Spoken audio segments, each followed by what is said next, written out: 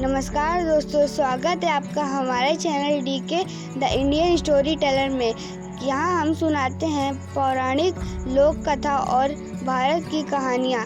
अगर आप भी खुद को एक किरदार की तरह महसूस करते हो इन कहानियों में और सुनना चाहते हैं ऐसी ही कहानियाँ, तो इस चैनल को अभी सब्सक्राइब करें। तो चलिए शुरू करते हैं। बीरबल की खिचड़ी। एक बार की बात है, अकबर के दरबार में सर्दी का मौसम चल रहा था। सभी दरबारियों के बीच चर्चा हो रही थी कि ठंड कितनी ज़्यादा है। उसी समय अकबर के मन में एक विचार आया। उन्होंने बीरबल को बुलाया और कहा, क्या कोई आदमी इस सर्दी में रात भर नदी में खड़े होकर बिता सकता है? बीरबल ने उत्तर दिया, हाँ महाराज, अगर किसी को इनाम दिया जाए तो वह ठंड में भी रात भर नदी में खड़ा रह सकता है। अकबर ने कहा, ठीक है, अगर कोई ऐसा कर सके तो उसे इनाम दिया जाएगा। बीरबल ने गांव के एक गरीब आदमी को यह काम करने के लिए तैयार किया। वह व्यक्ति ठंड के मौसम में यमुना नदी के ठंडे पानी में रात भर खड़ा रहा।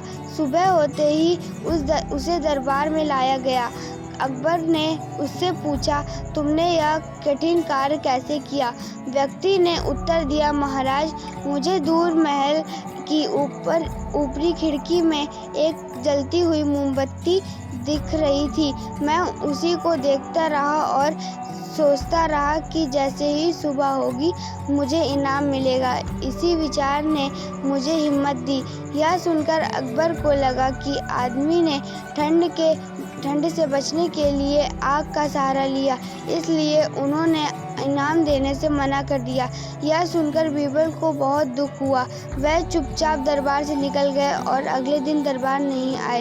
अकबर को बीरबल की चिंता हुई। वह बीरबल के घर गए और देखा कि बीरबल कुछ पका रहे थे, लेकिन वह खाना आग से काफ़ी दूर रखा हुआ था। अकबर ने पूछा, बीरबल, तुम क्या कर रहे हो? खाना पकेगा कैसे? बीरबल ने हंसते हुए जवाब दिया, महाराज, अगर एक आदमी दूर जलती मोमबत्ती से गर्मी पाकर रात भर ठंड में खड़ा रह सकता है तो यह खाना आग से दूर रहकर पक सकता है। अकबर ने बीरबल की बात को समझा और उस आदमी को इनाम देने का आदेश दिया। सीख: किसी की मेहनत और साहस को सही नज़रिए से पहचानना चाहिए। धन्यवाद।